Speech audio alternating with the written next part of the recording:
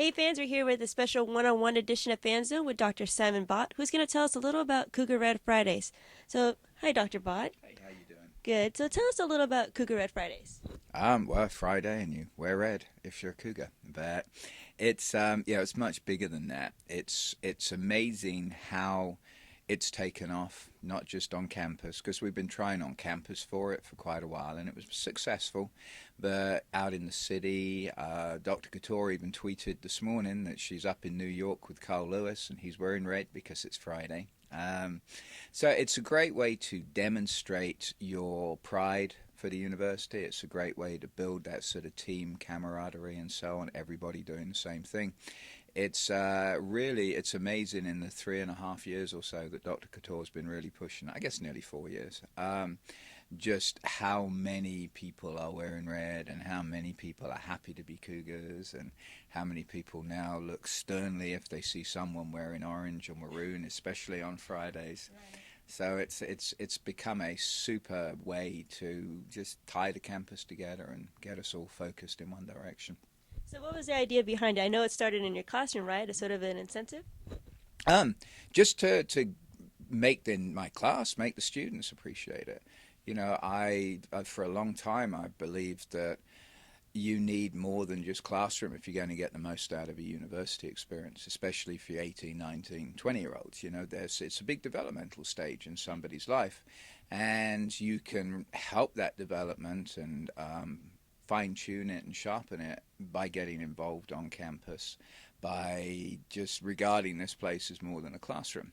And of course, another aspect of it is the more that involved you are and the more pride you have in being here, the more likely you are to stay here and graduate. And when it's all said and done, that's what all of us want is, everybody who comes in for take a class here, that we want them to graduate from here at the end of it within, 3 years if they're transfer, 4 years if they're a freshman, kind of thing. And so it was just again a nice, quick and dirty way. Well, actually, hopefully, quick and clean way, um, just to make students think about things and think, okay, it's Friday, it's red. Why am I wearing red? Well, it's the University of Houston. I love the University of Houston. It's my university, kind of thing. So I know you're involved in a lot of things on campus and you had the Cougar trading cards. What was the idea behind that? To extend out what I did in class, in class I would give students great encouragement for going to concerts and plays and joining student groups and going to athletic events and so on. But it was hard to get that incentive going once they left my class. I mean, there are quite a lot of faculty around campus who do that, who encourage students to go to events. Um, but there wasn't a cohesive group doing it, and then also there were a lot of people who weren't doing it. And so for a long time, I was trying to come up with a way to provide that incentive to students once they quit the class. Just generally the students, where it didn't matter what class they were in, that they had some incentive to go to it. So I've been thinking about this for several years, and then at a meeting in 2009, maybe I think it was 2009, May 2009. A guy called Bruce Twinhoffel said, yeah, he'd always thought it'd be a good idea to have trading cards of us student athletes. And I thought, now that's the way to do it, trading cards that we can give to the students. And so that's how it started. A lot of schools, A&M, for example, you join a group for going to athletic events and you get all of the events, just not just the football and basketball, but soccer, volleyball, track and field, and so on. And you register for that, and when you sign in, you get kind of credit within the program. Alabama does the same thing, GAIN for athletics. So it wasn't a new idea to try and give students incentive for going to things, but what we did with the cards was we made it across campus, not just athletics and everything. So And it's pretty fun to collect, I might add. I think so. Yeah, thank you. So before we let you go, tell us a little about your thoughts are on the future of athletics and moving to the Big East and how that's going to help the campus. Oh, it's going to be brilliant. The first of all, just the quality of opponent that we're going to have coming in. For football, Boise State going to be coming here. Boise, of course, even though they play on horrendously coloured turf, they're a big program now. The last 6-7 years they've turned into one of those perennial top 5 teams. So having them come here will have interest on campus and off campus more than a Southern Miss or a Tulane might do, and so on. And then, of course, for basketball, Big East is arguably the best basketball conference in the country. You know, the idea that we're going to have Connecticut and Georgetown and so on coming to campus to play, it's going to be great for students who are fans of athletics because they're going to get to see really high quality teams. But it's the thing that is not overlooked anymore, but certainly undersold, is what it does for every student here. Because we saw last football season what an athletic program, a successful athletic program, can do just for publicity of the whole university. You know, we were on ESPN Game Day, which meant that pretty much from Friday lunchtime until midnight Saturday, every single highlight show had at least some time spent on the University of Houston, let alone, you know, the main game day shows. And the publicity we got from that was unbelievable. I had friends from around the country calling me up and saying, man, you know, that campus, it's nice, you know, that big building with the big UH sort of thing. And they came here because our football team did well. So whether or not you like football, your degree just got a massive big boost because our football team, perception-wise, because our football team did so well. And now we're going to have it much easier. We're not going to have to worry about, well, if we win our conference and we go unbeaten, then we might get a bid to the big BCS Bowls. We know if we win our conference, regardless of our record, boom, we're in. We're not going to have to worry about maybe being one or two teams from our conference getting to the NCAA tournament in basketball. I mean, Big East had, what, double digits in teams last year going into the tournament and so on.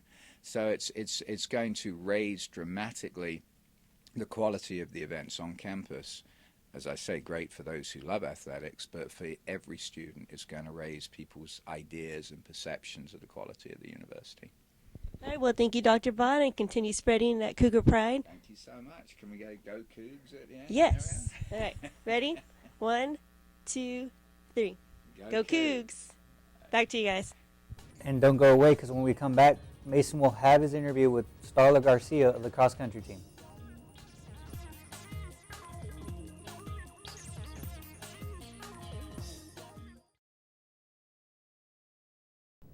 And welcome back. Now let's watch Mason's interview with Starla.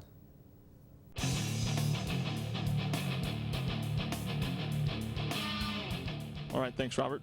In our Cougar Corner segment this week, joining us, Starla Garcia of the cross-country team. Everyone.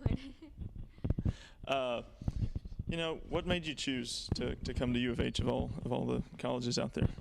I really liked the city of Houston and like what it had to offer as far as like after graduation, and I really liked the facility. I thought it was like a great place that I could probably like train and just get better at, and I really liked the way Coach Turner approached me about coming here and not just like sold me on athletics but like also academically as well. So Right, you know, running for a lot of sports is punishment. So how do you stay motivated to do it week in and week out?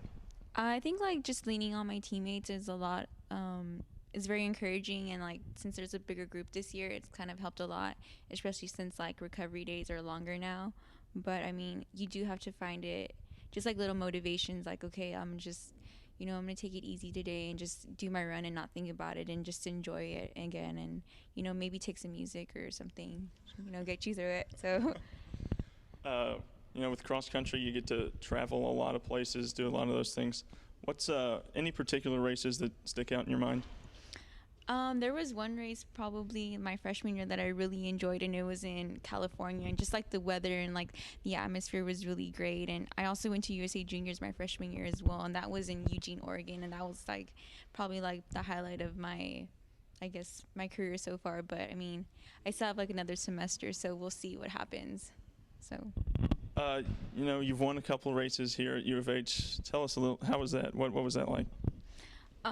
I won quite a I guess not that many, but the ones that I did win, I guess I just went into it really positive and I felt great, and I just went off of that, and I didn't really think about time that much. I just kind of went off of like adrenaline, and once you get kind of like towards the 2 mile and you're feeling really great, I felt like I was on top of it, and like I just wanted more and more. So I guess just the energy of like being in the race, and just the audience as well, and my teammates there too.